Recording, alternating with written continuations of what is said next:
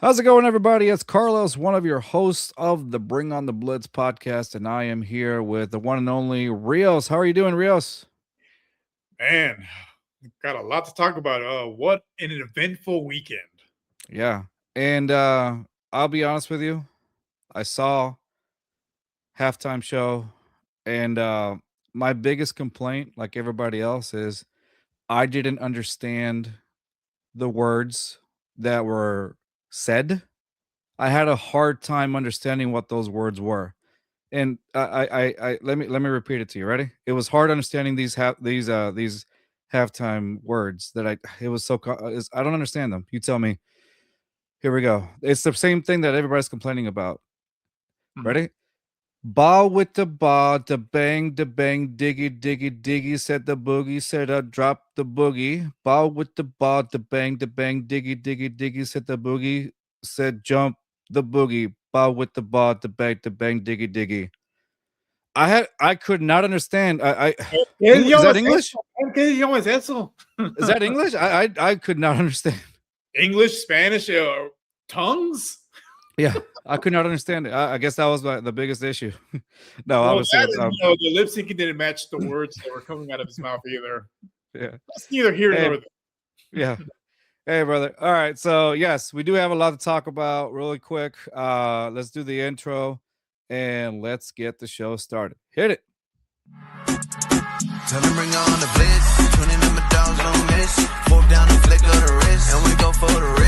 Jumping and racing and fist. Regardless and Poppy and Rios say bring on the blitz. 20 number dogs on miss. Fourth down and flick of the wrist. And we go for the wrist. Jumping and racing and fist. Regardless and Poppy and Rios say bring on the blitz. All right. Yeah, you thought I was going somewhere else with that. No, I'm just kidding. Wow. Anyway, so I'm hey, still brother, trying let me to tell Google what language it is. yeah, what is that? All right, let's talk about it real quick because that's the big thing. Don't get me wrong, the game, and we definitely will shed some light on that. But I think it's let's address that real quick, okay? It was more So than just a game. yeah, it was more than just a game. Obviously, it's a Super Bowl, but I do want to address this halftime show. And some people are talked about it. Some people are done talking about it, which is totally fine. But I do want to get our side on it, and this obviously relates to both you and I because we're both of Latino and Hispanic descent. And I'm going to tell you what it means I'm going to tell you what it means in English Yes. of what this represented why it was very symbolic, this 13-minute halftime show with it had a lot of Puerto Rican history, a lot of political resonance that people may have missed, and a redefinition of what America actually means from what Bad Bunny said.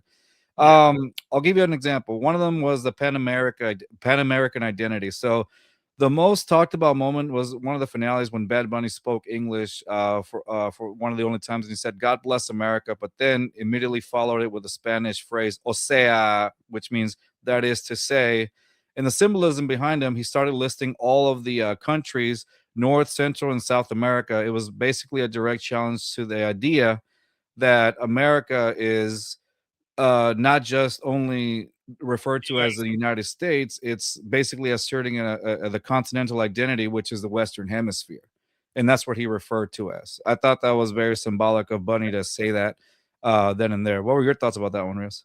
Well, if you paid attention to in geography class, the United States is not the only country in North or South America. It's called the Americas for a reason.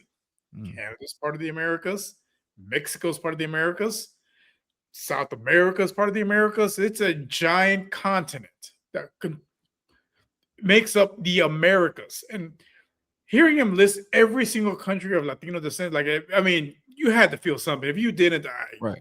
I have a pulse. But and like hearing our countries mentioned on the biggest stage on for football, like that meant something. You know what I mean? Like we all have our stories. Some of us are born here, some of us weren't, but all of us have stories from our parents, our grandparents, their journey to this country. It meant something. Yeah, it was very meaningful. So I completely understood when he said that, and I mean, my own personal opinion on that. I mean, I thought that was fair and a fair assessment of what he meant by that. I don't. I think it was a fair assessment because I feel like that is true. I think that is a definition of of America. Like, don't get me wrong. This is no.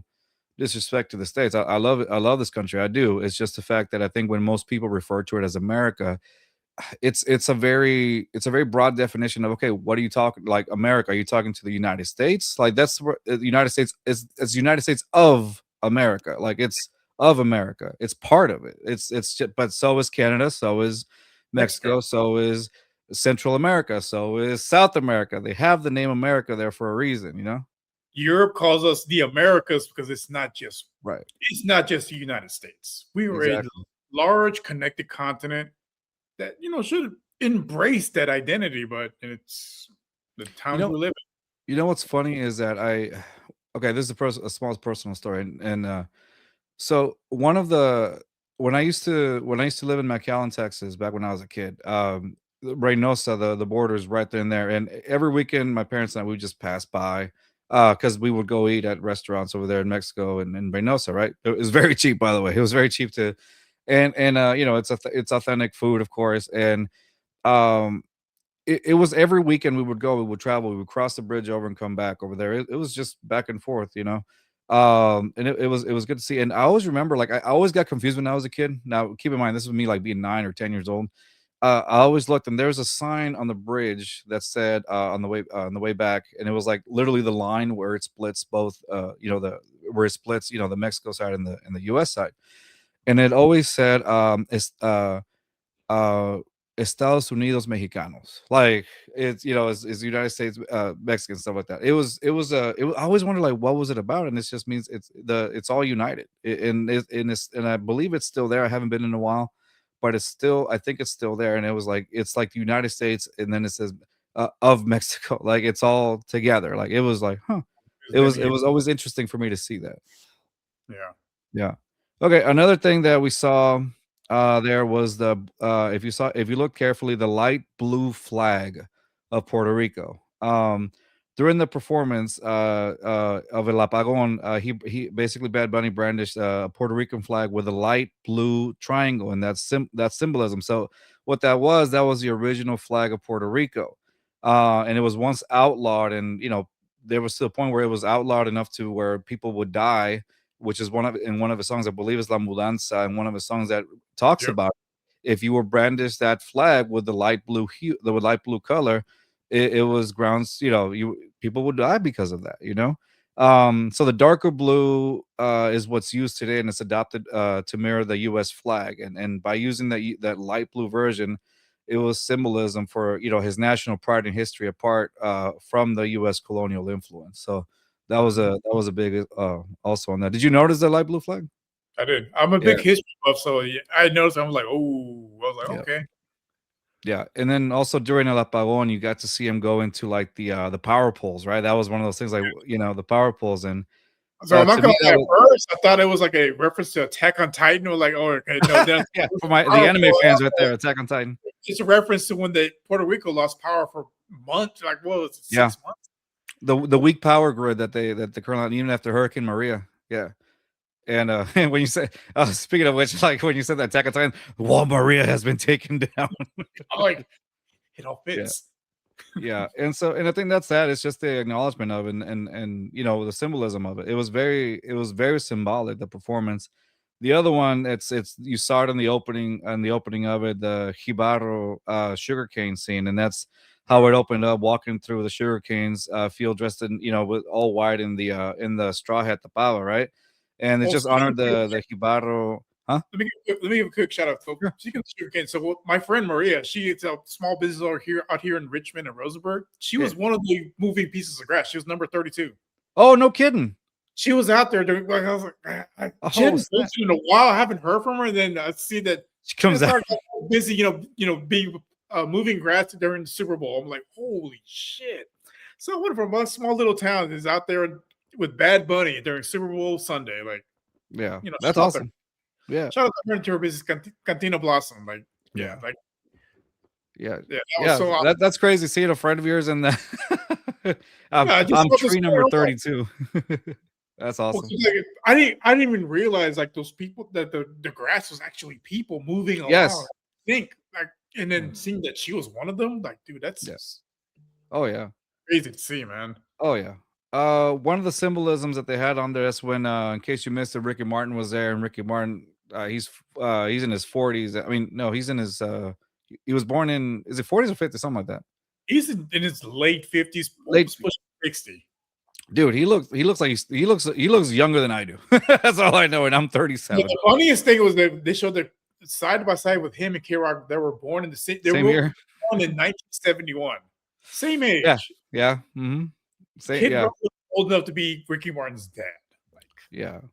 what they Uh, say, 8 ages you, Yeah, and one of the things that one of the songs that he performed was the salsa influenced version of the Lo que pasó in Hawaii, basically translated to what happened in Hawaii, and the symbolism behind that, it just draws the parallel between the two archipelagos. Warning Puerto Rico is facing the same fate as Hawaii did, with the displacement of the locals and the loss of native culture to tourism to outside investors as well. So again, it was very symbolic. I think one that you and I can relate to, and I think a lot of Latinos did, was the kid sleeping on the two chairs.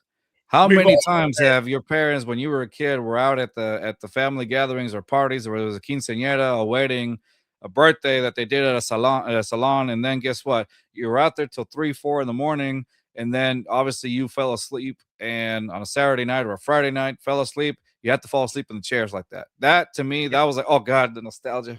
it brings back to my childhood. Like I remember, being at the party, and then I remember, sitting on the chairs, laying down, and then teleporting to my bed at home. Like, Yeah, how did exactly. Yeah, that was awesome. I thought that was great. Yeah, just remember, because when I used to live in California, that's what the parties were. There was late, and then came out out of here? nowhere, like, you show up in It was, bed. yeah, we was partying out to like 4 or 5 in the Yeah, morning. It doesn't matter if it was a bunch of kids there. Like, listen, and it was all the kids that you grew up with, because they were all part of it. Like, it was all all the your friends from kids, like school too. Like, they were there. all the cousins, like Yeah, we were all there partying. Doesn't yeah, matter what it was, a quinceañera, a wedding, a yeah. birthday. We were all there till 3 or 4 in the morning, just vibing and then passing out on chairs. Oh yeah, exactly. And I like that. And then finally, I think the full circle moment was when he was finally when he gave the child the Grammy, a full circle moment. And it was more of like a, hey, look what I did and look what we can do now. I think that was very well referenced in that, and I don't know, it was just very symbolic. So, and I know the biggest complaint for most people was the fact that it was in Spanish, but to be fair, that one, I think, and that one, to me, those performances, anything that's in a different language, to me, and I don't understand it, I'm not gonna go and complain about it. All I'm gonna do is, it's a vibe. It's a vibe. Music is universal. Music is the one thing that unifies everybody. You don't have to understand what they're saying, Yeah, but when you feel the rhythm, you feel the beat, like it's it. I mean, it's just think over. Like, you should. That's universal. You think don't have about the Macarena, dude. When the Macarena came out, everybody was dancing to it. Did you have anything to translate it back in the 90s? No, you didn't. People just vibe to it, and that was it. But no, I couldn't remember a time when anybody really complained about yeah, Los del Rio saying, "Oh, it's all in Spanish. I'm not going to listen to it." People vibe to La Macarena. It's to this day, no, every to this party, day, every people wedding, like dance to you it. look like, like not just Yeah, that. Despacito was, Despacito's notorious another one. Spanish speaker Justin Bieber speaking Spanish. Yeah, He didn't know what he was saying. They just told him what to say, and he said it. But no yeah, one complained about that. And and it became very besides, symbolic. everybody else speaks Spanish, but no complaints. It was the number one song for weeks and months on end when it Yeah. came out. Like, And there's been there's been songs like that in Spanish that have come out, and it's now, that's when it's a big issue, and I'm the like, ketchup song from Spain, that was all in "Say again? Spanish. Which The one?" ketchup song from Yes. Mhm. that was in Spanish. Those people were from Spain. Like, Yeah. no complaints. And then there wasn't, YouTube back then to figure out what the lyrics meant. They just vibe to it. Yeah, it's just a vibe. At the end of the day, sometimes, listen, it's just a vibe. You jam it to, and you know what's funny? It's not everybody. I've seen YouTube reactions of Not people even like that. Selena in the 90s didn't know what she was Selena saying. sang in Spanish. You're from Texas. You know full well about Selena, dude. And Selena sang in Spanish a lot, And So, so I grew up in people, an area that was very, very mixed. And people that didn't speak Spanish at all, they knew who Selena was. They knew her songs word for word. Exactly. Mind you, this is back in the mid 90s before she tragically died. Like everyone knew who Selena was out here in Texas. Yeah. They knew all her songs word for word. Yeah. And they didn't speak Spanish. Because what? Music is universal. Exactly. So I just think it's all about how you take in things. I think it's if you're going in with not an open mind and you immediately assume, oh, this is going to be whatever this is. That's the negative. That's the negative aspect of going in. You're going in with a negative mentality. I'm not trying to tell people how to live. That's not my thing. But I'm just saying that's how I approach whenever I listen to something that I don't know, so that I can enjoy it. It's about the vibe. It is. If you look at so anyone that's ever ridden in the car with me, my playlist is always on shuffle, and you will hear songs in different languages that I don't speak Japanese, but there's a lot of Japanese songs in there. I don't speak Korean. There's a lot of Korean songs in there. I speak very limited German. I understand it better than I speak it. German songs in there. There is songs in Indian. Like there's so many different songs of languages I don't speak, but Rios, very briefly tell the folks why you understand a little bit of German. Very briefly tell them why. What is, because I know you're Salvadorian, is that correct? Part Salvadorian? My mom was born in El Salvador. My dad was born in Guatemala, but my grandfather is originally German. Like his entire family tree is straight German. They immigrated to the small Guatemalan town in Guatemala. I mean, the small German town in Guatemala back in 1939, 1940. What's the name of the town, Rios? Do you know? I have to look it up. He told me the story, but it was the only small German town in Guatemala. It was a town until 1942 when, the entire world was at war with Germany. So, yeah, we can't have There's a lot of small German towns. Look at Fredericksburg in Texas. It started off as a small German town. Shiner, where Shiner Bach is, like the beer. It's the same thing. Yeah, so that was why because he was in the military and he wasn't, part of the agenda during that time. He left and he moved to Guatemala where he met my grandma and my dad was born. Yeah. And my dad was super proud of his heritage. Like, so he was born in a small town called Quiche. It's in the mountains in Guatemala. He was super proud of his country, where he's from. Like, everywhere he told people, like everyone that he met, he would tell them, you're so de Quiche. Like, he did it with such pride. No one knew where it was from, but it doesn't matter. Like, he had so much pride where he's from. That's where I get it from.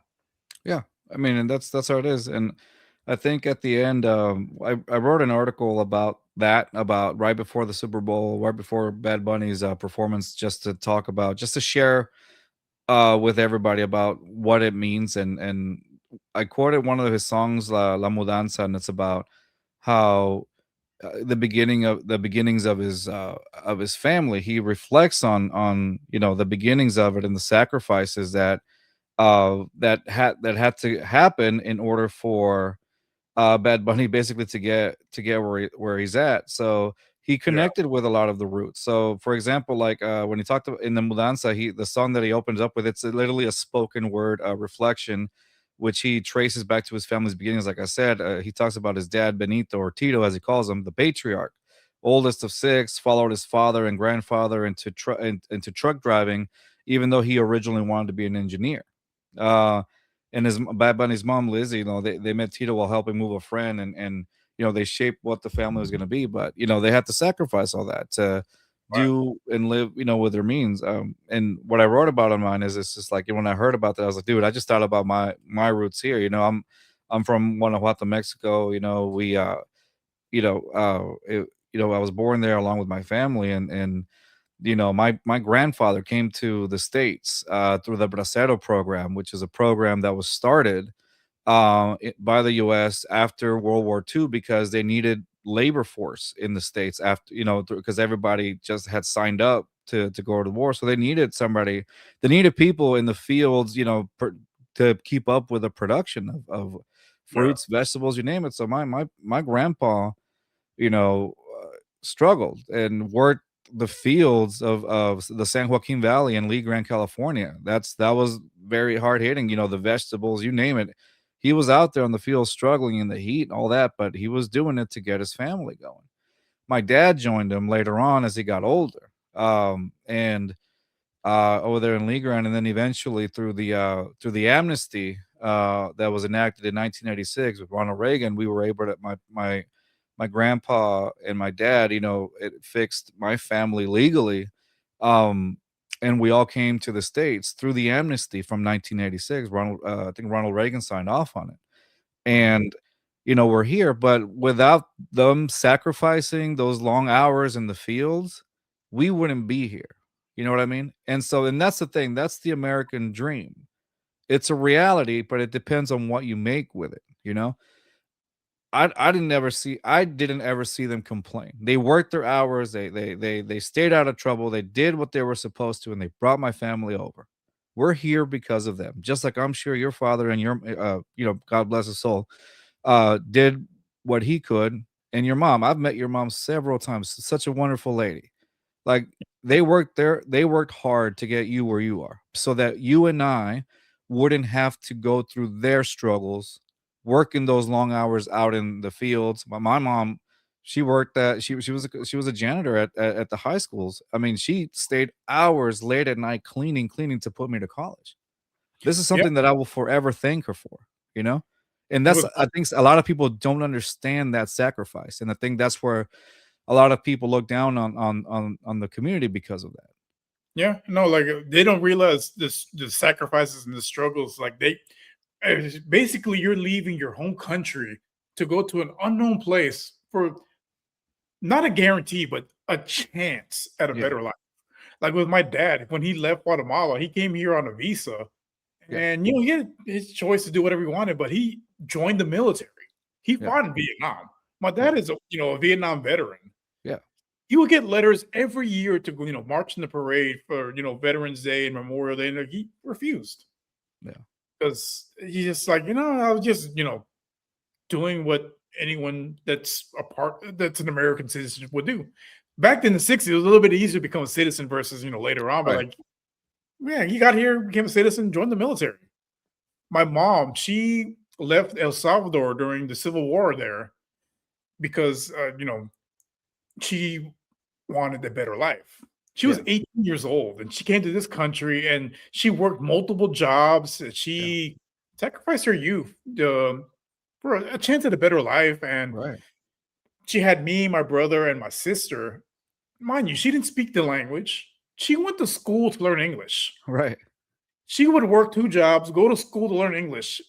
So, growing up, it was my job to watch my brother and my sister. You hear that nowadays, it seems a little absurd, but that was our reality. Like the Right. oldest sibling was the one that was in charge of caring for the younger ones because the parents were working multiple jobs, going to school, doing whatever they had to do to better their families. And Right. my mom is an American citizen. She's a homeowner. She's almost done paying off her house. Like she Yeah. is the embodiment of the American dream. You leave a foreign land, you leave your home country, Yeah. coming to a foreign place, don't know the language, don't know anybody. Basically, just hope with the hope and the prayer that you can make a better life for yourself and your future children. And my mom did. She's the embodiment of the Right. American dream. Oh, 100%. Like I said, I've met her before. She's a wonderful lady. Shout out to her. And that's the thing. They made us who we are, and I'm forever and eternally grateful to my parents. Exactly, your mom, like you can tell, like we've talked multiple. I've known her for almost Yeah. half my life, basically, and Yeah. she's sacrificed so much. She's gone through so much, but if she had to go back and do it again, she would do it a million Oh, times. 100%. And Same now thing. what I love is that she's enjoying her retired life. We Yeah. take we take care of her. She does what she does. She hangs out with the dogs all day. Like that's her life, and she's happy with it. My mom's in her 70s. She's great, and she's enjoying life. And that's what it is. She's a teenager. I don't know if I told you. She's on her phone most of the time and in pajamas and just kind of hangs out with the dogs. That's her life, and she's loving every single part of it. She ain't getting no grandkids. No, but still, that's no, and that's the thing though. Like that's the best part about it. And they're enjoying it She's because now all to me, it's like I love seeing that because all the work that she did, all the work that all the work that she did is now, I mean, in my mind at least, you don't have to worry about that. Enjoying the You're fruits of her fine. labor, like, with my mom, like once she pays the house off, she can Did I actually, freeze? stop working. You did freeze. Should have paid the internet bill. Yeah. Am I good now? Yeah. Yeah. No, listen, like our There we parents are go. enjoying the labor. Better? Like my mom, she's almost done paying her house. When she does that, she can stop working as much. She works 2 jobs. And mind you, my mom is in her mid 60s. She's gonna be 61 this year. Like she still works 2 jobs. She Yeah. doesn't have to. She does it because she wants to Dude, she's a hard worker. Yeah. get out, basically pay off her house, pay off her home, be debt free. Mind you, my mom Yeah. didn't graduate high school. She didn't graduate college. She came here not knowing the language at all, not knowing anything, and she's gonna be living, Yeah. debt free at 61 with no type of education. But that's again, that's what Listen, our parents came to this country. Like they came here for a better life for themselves, but also a better life for their kids. 100%, dude. And that's the thing. And I think, and then for us, it's like we have to do the best with it because they work so hard for it. And Yeah. that's the symbolism for it. We just do what we can for it, and live up to have the better life that they wanted, but they couldn't, so that they can give it to us. And it's our time to do this. So, and that's how it is. That's how I see it. And you know, that was a good one. I like that. I like talking about our families like that. It is. All right, And so especially seeing you, watching you come full circle, seeing going back to Bad Bunny, 10 years ago, this dude was bagging groceries. yeah, 100%. Groceries, Bagging just groceries. basically believing in himself and just uploading his music to SoundCloud. And it's funny, like, so the person that put me on the Bad Bunny about, right around 10 years ago was one of my good friends from here in A-Leaf. His name is Aaron. Mhm. Aaron, he was an orphan. He grew up around the same area I did. We've been friends since, high school, middle school, high school, basically. So Aaron is black, but he is very, very, very cultured. Like he was in the military, so he went all over the world. I call him the black cowboy because he's a rancher. Like he raises cattle. Like Nice. but this dude, he's the one that put me on the Bad Bunny 10 years ago. He's like, he was playing something in the car. I'm like, who's that? He's like, bro, that's Bad Bunny, man. Like you should, look more into it. Like, I think you'll like him. Like, and I did. I'm like, oh, okay. Yeah. Mind you, Aaron doesn't speak Spanish. Aaron is black. He doesn't speak Spanish. But he vibed with Bad Bunny. He felt it, and he eventually learned Spanish. Brother. That's all it He is. speaks Spanish, but like he started listening to this when he didn't know Spanish at all. Yeah. It's a Full vibe, circle. I'm telling you. That's all it is. It's a vibe. Now, like I said, at the end of the day, this country is great, and it gives us the opportunity to do that. It gave us the opportunity. And I think that's what my parents did, and I think a lot of his Latino parents that came over understand that, and that's why they work so hard because they know that this country has given them the opportunity to do that. And my dad loved this country. My mom loves this place too. I love it too because we have the opportunities. Just because you critique something and how something is doesn't mean you don't love it. You can always not everything is rainbows and butterflies. And I think that's the message overall. It's like it's okay to talk about it because this is a country again that gives you that liberty to do that. Just say it. And that's the best part about it. Again, to me, this is the greatest country. I do wholeheartedly believe that, in the fact that we are able to do so many things, but there are some things that obviously can be worked on, just like anything in life. Not everything is 100% perfect. Just like your favorite sports team, like they all have it. Yeah. Critiquing your sports team, being critical of them, doesn't make you any less of a fan. It's the same thing with talking about things your country needs to improve on, doesn't make you any less patriotic. Yep, that's a good way to put it.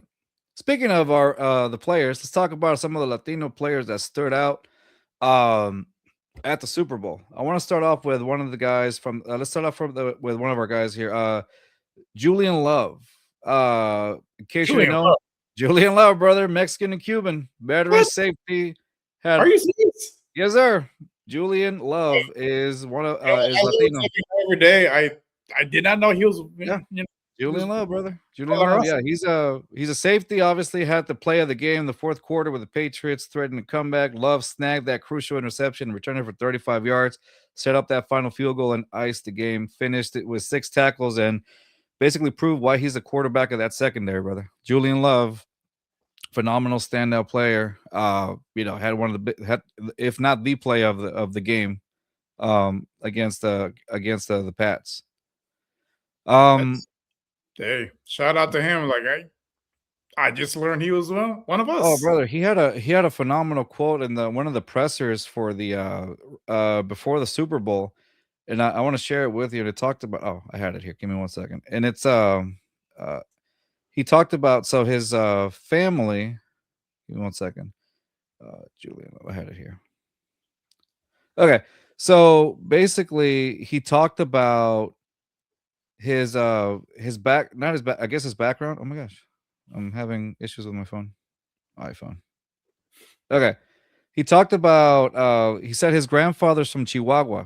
My grandmother's from Havana. This is who I am and my family. That's what Love said just before the Super Bowl in one of the pressers.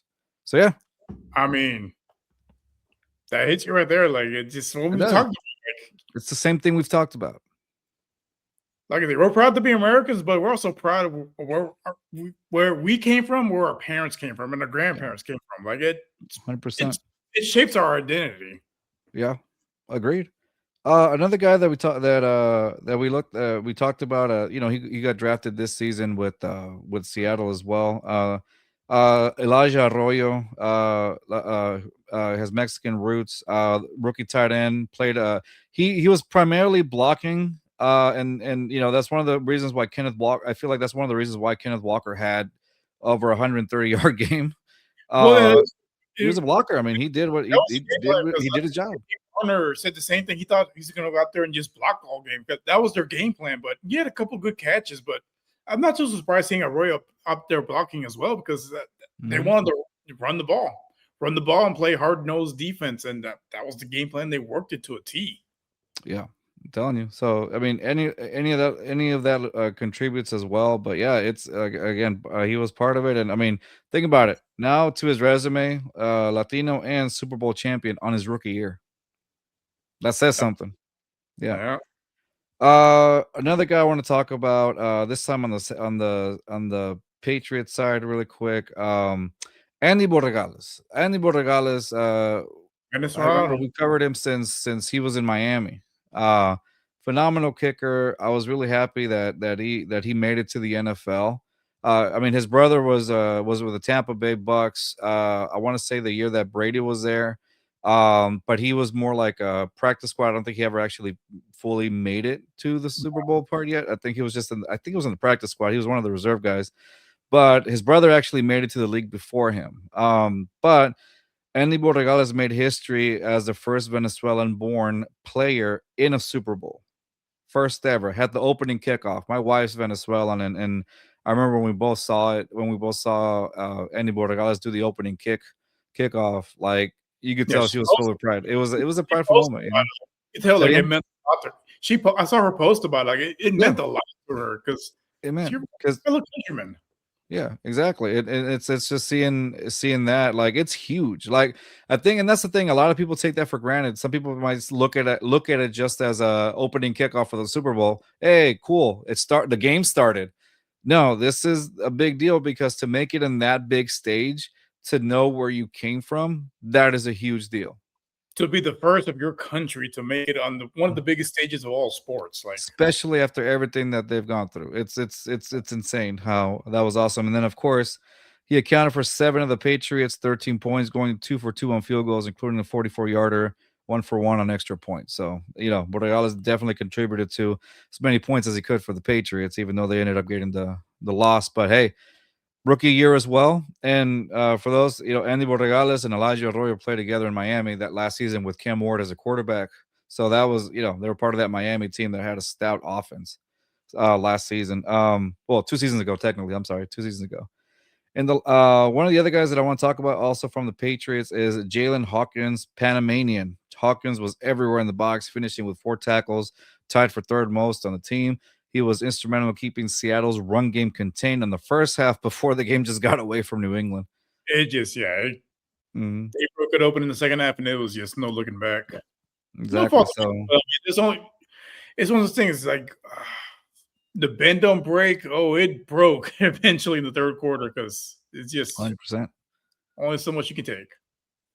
Yeah, and then finally, one guy that has just stood out so much for that Patriots secondary, all over the field. My goodness, this guy's got hops. If you don't know his story, um, Christian Gonzalez, Patriots like shut. This is a shutdown corner, in my opinion. He is a straight up shutdown corner. He went 1-on-1 with JSN, and just there was a battle that I wanted to see.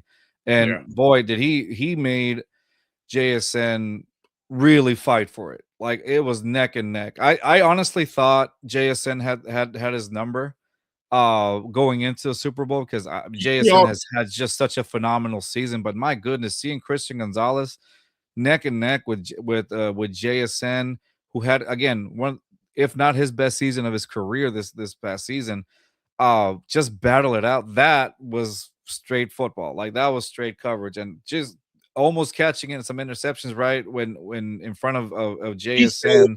He saved a lot of touchdowns because there Saved was a lot of touchdowns. It could have been worse. At least 3. Yeah. For sure. Walk-in touchdowns he saved. Yeah. Just making that extra effort. And again, the basketball background comes into play. Just having the hops and just the wingspan, it made a big difference because someone shorter, someone with shorter arms doesn't make that play. And this game would have been over in the second quarter. Yeah. No, Christian Gonzalez is just somebody that definitely deserves that credit. In case you didn't know a little bit of Christian Gonzalez, I got a little bit for you. So he joined the Patriots secondary, obviously, and so he represents. He has Colombian roots.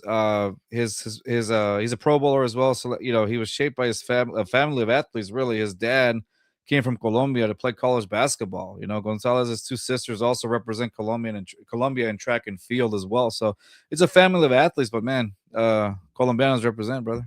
That's it. Yeah. What a game.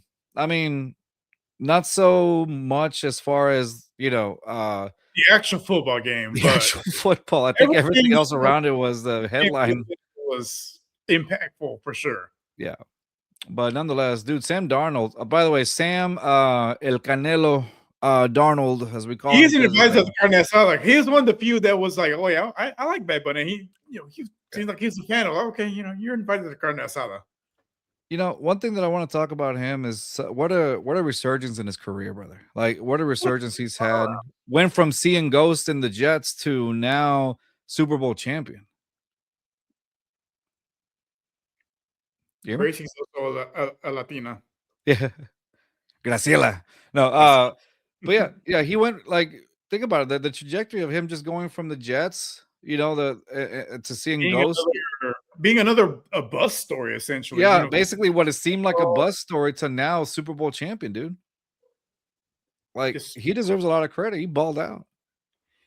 And it goes to the mental toughness, just not giving up. Like, hey, it would have been easy. Okay, I'm going to be another bust, blah, blah, blah. But no, he didn't give up on himself and he landed in the right spot and he's the champion now. Dude, Minnesota must be punching air right now. I mean, I get why they did it. They believed in McCarthy, but I'm like, I was never a huge believer in JJ McCarthy, even coming out of Michigan. Like, their team was essentially like the Seahawks, except McCarthy is not as good as Sam Darnold. Yeah. Yeah. No, I agree. One of the surprises that came out a few days ago that I missed completely. Klint Kubiak, head coach of the Raiders. Yeah, no, it came out Sunday, like after they won the game. I got the alert. I was busy celebrating. I was like, oh, okay. Yeah. Just when like another show, like when someone asked, who we thought would be surprise playoff teams, I mentioned the Raiders. Everyone thought, like, why? But I think Klint Kubiak, you saw what he did with Sam Darnold.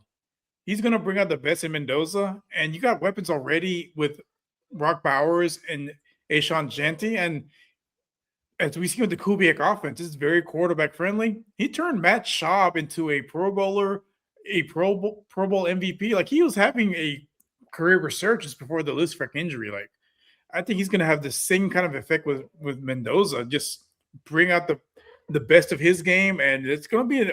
I think it's going to be one of the more exciting offenses to watch this year. If the Raiders, the Raiders do have the number 1 overall pick. If they were to go with Fernando Mendoza, on that, if don't get me wrong, it seems like it is, but think a lot of things can happen if somebody else offers the Raiders let's say 1,000 first round picks. I'm just speculating here, and they decided to trade off because anything can happen. Say it again. You could be a part owner of the team. Yeah. If the Raiders don't trade or anything, and I don't see them doing it, and they do decide to take a quarterback in the first round, which I don't know why you wouldn't take Fernando Mendoza. Yeah. It would be like a dream marriage, the scheme, the skill set. The Raiders, they take Mendoza at number. Let's just say if they take him and they aren't getting, And the fan base. There's a lot of Latino there's Raiders. a fan base. Yeah. Not just in the States, but in Mexico. That would be the fastest selling jersey in the history of all sports. So not only that, not only are they getting the Heisman winner, brother, like they're getting a quarterback whose just mental process just matches the complexity of his of Kubiak's winning Super Bowl system. Like, why is the pairing good? It's the Shanahan system. Like Klint Kubiak basically runs a modernized version of the West Coast offense. The Shanahan Kubiak tree. The system just basically relies on outside zone runs, stretching the defense horizontally, play action bootlegs, moving the pocket to give that quarterback that clear half field reads. Position and timing, the ball must be out exactly when the receiver breaks, and that's something that you saw Mendoza do a lot in Indiana this past season in college. So, you saw a lot of Mendoza was very precise when he threw the ball. That would be to me with Klint Kubiak Mendoza pair. Oh, I think that would be amazing. All they need right now is just a legit wide receiver one, and that's going to be one dangerous offense. Yeah, I mean, and then with Mendoza, he had a 72% completion rate, and his ability to throw with anticipation. Like he doesn't wait for the receiver to be open; he throws them open. Kubiak's system is basically built on that kind of rhythm. Yeah, just threading the needle. That's all you got to do. Thread the needle. Yeah, and so they one of the cool things about it, and it's something that I think the Texans saw a lot of struggle. The Kubiak's offense is just famous for being like very wordy. Play calls can be long and require the QB to make multiple checks at the line. With Mendoza's brain, the scouts rave about just his cognitive ability to understand that. At Indiana, he was just so effective on the field as a coordinator, handling RPOs and the pre-snap audibles with ease. Like he was just great at that. He stood out on that. There was a comparison of the Brady comparison where Mendoza like openly studied Tom Brady's preparation, and Kubiak needs a point guard who can basically handle that mental load, so he can get creative with the play calling, and that speaks Mendoza to me. This is, I know I rave a little bit about Mendoza, but what I saw him do in college, I mean, you saw what he did against where he did against Oregon. Like it was phenomenal. Like he took the hits. What he did against Miami when he took all those hits, dude, guts. Oh. No, it's funny. Like reading your articles, raving about him. I didn't watch a lot of Indiana games, but I decided to tune in, and he made a believer out of me. I'm telling you, to bring that program to what it was to now to get them a national championship. It was irrelevant for the entirety of their existence in football. And in a short span from being irrelevant to national champions, undefeated national champions of that. Yeah. It's just it's insane turnaround. Yeah. So I think that's what I know we were going to try to talk about the Raiders next week, but to be fair, because we're going to be talking about which teams what draft picks are necessary, and I think we just kind of talked about the Raiders with Fernando Mendoza if they choose to go that direction again, which most likely it looks like they will because they need a quarterback. They have the first round. Mendoza is definitely going to go. So if unless another team does a lot of trading for for the Raiders, I don't see the Raiders taking anybody else but Fernando Mendoza in the first round. Unless they can build a time machine, get Jerry Rice from 1987. Hey, we'll trade you 87 Jerry Rice for Mendoza. Yeah, exactly. That's the only way. It's not going to happen. No, not at all. But nonetheless, man, yeah. So speaking of, so I'm glad they did. What I liked about this episode is your reaction to Julian Love's finding out that Julian Love was Latino. I try to be pretty on top of it, knowing who's Yeah. La Raza, but like I was surprised. Julian Love doesn't, the name just doesn't. And Yeah, no. I mean, it's funny. It's our Esquina. We look at, we research everybody. We're like the X-Men of finding the Latino players in this is right here, Cerebro, right there. Just finding the X-Men, finding the Latino, finding the X on the player. Oh, that's him. That's one. No, but he was surprising. But the most surprising one was finding out Bryce Young is part Mexican. Bryce Young, that's right. I'm like, yeah. When I saw, I'm like, there's no way Bryce Young. And then they took it like, oh, he really is part Mexican. Really is, yeah, brother. I'm telling you, yeah. Our Esquina is phenomenal at finding out the Latino athletes and doing it for a while. Say it again. That's his name, Vicente Young. Vicente Young, yeah. Vicente, that's right. Vicente Young. Yeah. He's got the stash, bro. He's got the stash. I mean, that should have been a giveaway. Yeah, there you go. See? Hey, man, Rios, I appreciate you hopping on, brother. It was honestly, I feel like this is one of those episodes where this is awesome, just talking about a family, talking about the Super Bowl performance, and everything that's going on, brother. So I appreciate that. Honestly, that's going to be it for us. So since we kind of talked about what we think the Raiders are going to pick in the first round, if they do go with Mendoza, now having Klint Kubiak as their head coach and why he fits in that system, I think we can move on to the number 2 on the draft next week. So we'll be talking next week about the needs. Sorry, 1 second. Give me 1 second. I think it's the Jets, if I'm not mistaken, right? Yeah. So we'll be talking about draft needs. They need the hand of God. The organization's been in such disarray since 1967. Yeah, I mean it's it's gonna be, yeah. I just want to make sure I get this correct. Okay, so at this point, dude, my internet is moving so slow. I mean, the Jets have so many holes. You need a quarterback. Breece Hall's most likely leaving. You need a running back. You have to figure out your wide receiver room because Garrett Wilson may force his way out. They have so many question marks at every key position on the offensive side of the ball.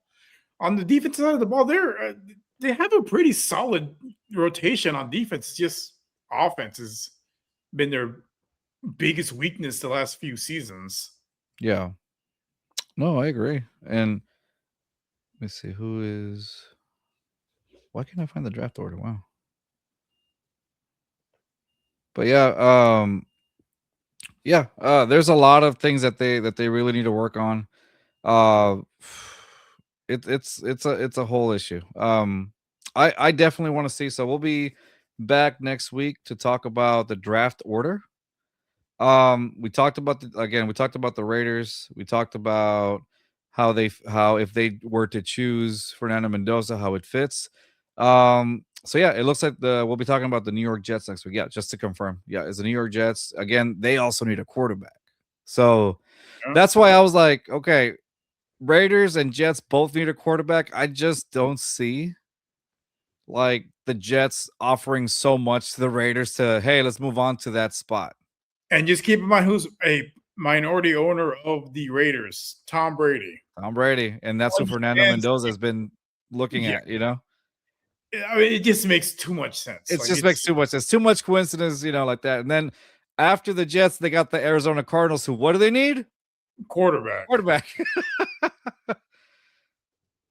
So you have 3 teams that need a quarterback.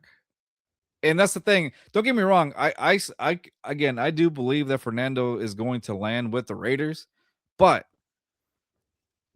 at the same time, when you have 2 teams, number 2 and number 3, that also desperately need a quarterback, you never know exactly what's going to happen. That's the thing. That is true, but just knowing that Tom Brady, the Yeah, greatest, not just the greatest player in NFL history, is part of your organization. He realizes the importance of having the guy at quarterback. He yeah. is no, unless you offer Tom Brady, immortality, you're not getting. Going in, guys. Yeah. So, that's going to be definitely something to look forward to. I mean, they could, you know, uh, I don't know, but I don't think it'll happen. I really don't think it'll happen. I think they'll stick with number one. They get Mendoza and then build from there because it's just, you got a guy again like Klint Kubiak that makes a QB friendly system. Tom Brady, a guy that Fernando Mendoza has been studying, it just makes too much sense for him to go there. Like we've said in other shows, the stars sometimes they just align, and the stars seem to be aligning there. I mean, it's just Yeah. And yeah, I just don't see it. I just don't see it. Give me 1 second. So aside from that, if the Raiders do decide to go for Fernando Mendoza, they definitely need that. That's the priority of the quarterback, but you also have to surround him with an offensive line. They allowed like one of the highest pressure percentages in the league last season. Injuries to Colton Miller, Jackson Powers, Johnson exposed just a huge, massive lack in depth. So they definitely need a long-term answer on the right tackle position. Interior depth at guard. Sound familiar? yeah. A team that we cover. The name escapes me. Yeah. It's yeah, there's gonna be such a high need for interior guards and for interior I line this think season. in free agency, it's going to be a bidding war Yeah, because I think for that position group, you want to go with the more veteran presence versus the draft class. Not saying that it's a bad draft class for offensive linemen, but you want a known commodity versus, hoping they can live up to what you think their expectations are. Like, yeah. Uh, I would say the third thing that they would need is a defensive interior and an edge. I mean, on the defensive side, yes, they have Max Crosby, but there's been talk about possibly trading Max as well. Which would create a massive void on the edge, but it could provide a huge haul of draft picks. That's the thing. And so if they were to trade it, even if like Crosby stays, the Raiders desperately need a space eater, somebody as a defensive tackle to stop the run and just push the pocket. yeah, Um, Also, there's a draft target. Daryl Jackson from Florida State is one, or Christian Miller from Georgia. Those are names that kind of eventually get thrown out, obviously. And then, for a wide receiver to help Mendoza. I mean, they have Genty as a running back, which is, been pretty solid, I would say. But, they traded the Raiders traded Jacoby Myers to Jacksonville during the 25 season. And so the wide receiver room is kind of young and they lack like a true like X receiver. So finding a playmaker for Fernando Mendoza that can contest catches and complement the speed of Trey Tucker would also be very helpful. Um, Omar Cooper, who Mendoza is very familiar with from Indiana, could be a target that they can. He's got the chemistry with Mendoza already. Another guy that they can think of is Carnell Tate from Ohio State. I like how that rhymed, by the way. That the Raiders could possibly use if they decide to go for wide receivers a little bit in the later rounds and stuff like that to just surround Mendoza with somebody. So I think, yeah, obviously, if they choose Mendoza, you got to go for offensive line. You could address it depends how desperately you need a wide receiver. You could pick that probably in the third or the fourth spot. But other than that, you're going to need some weapons for him. Yes, you have Genty, but that's it. If you don't have an offensive line, how effective is Genty going to be as well? yeah. I mean, he's able to. He was one of the running backs that was hit behind the line of scrimmage the most last season Right. by a huge margin. Just getting a mediocre offensive line opens up so much for that offense because he's an explosive running back that's also a threat out of the backfield to catch the ball.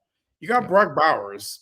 Their second tight end is not too bad either. They just, like you mentioned, they need a real X receiver Yeah. and a guy to work in the slot that can take some of that pressure off of Bowers because Bowers mainly works in the slot, but having another guy that's a threat there to at least take one person off of him opens up your playbook by a lot. Yeah. Oh, 100%. All right. Well, Rios, that's going to be it. We discussed our Super Bowl halftime show. We discussed the representation of what that meant. We talked a little bit about our families. We talked about the Latinos that, showed up and showed out at Super Bowl 60. And of course, we talked about, the scenario where Mendoza gets drafted by the Las Vegas Raiders and what they need to basically make them as successful as possible. So I thought that was a very productive show, Yeah. to say the least. And wow, we covered a lot. All right, brother. Well, that's going to be it for us this week. We'll see y'all next week when we talk about the needs, who we think the Jets can draft with the number 2 pick, and what do they need to possibly build upwards from there. A time machine to get Joe Montana from the 80s. That's a start. Doing the time machines, brother. I swear. All right. In the tub. meantime, yeah, subscribe to our YouTube channel at the B Blitz Pod, just like you see it there. Follow us on Instagram, of course, as well at B Blitz Pod. We will be talking. We'll be putting up some clips of this episode as well on there, and of course, from what I understand, I will be going again this year to Indiana to India. Yeah. Yeah, that's right. Indy to go cover the NFL scouting combine at the end of the month, and hopefully get to talk to Fernando Mendoza and one of the guys that really stood out as well in the wide receiver room from Texas A&M, Kevin Concepcion, like guy balled out for Texas A&M this season, and he entered the draft portal. So the draft. So this should be fun to see. Casey Concepcion,